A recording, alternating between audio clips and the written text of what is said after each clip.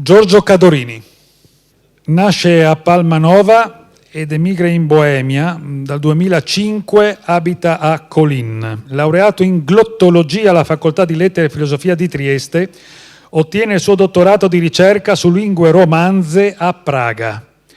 Primo insegnante di friulano e italiano alla Scuola Statale di Lingue e l'Istituto Italiano di Cultura presso la Facoltà di Filosofia dell'Università Carlo IV di Praga, la Facoltà di Filosofia e Scienze Naturali dell'Università della Slesia di Opava e collabora al progetto Erasmus con Capodistria, Trieste, Pola e Nova Gorica. Iniziatore della partecipazione degli archeologi di Opava agli scavi dell'Università di Trieste ad Aquileia.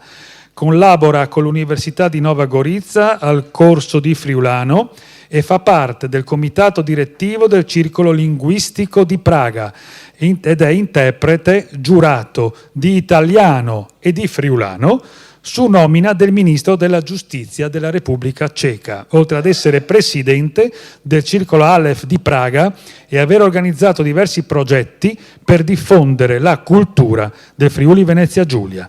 La motivazione è la seguente: per l'impegno nella diffusione della lingua e della cultura friulana da lui profuso nella veste di presidente del Circolo Aleph di Praga, di insegnante in scuole statali, in istituti italiani di cultura e nell'Università di Praga della Slesia e di collaboratore al progetto Erasmus.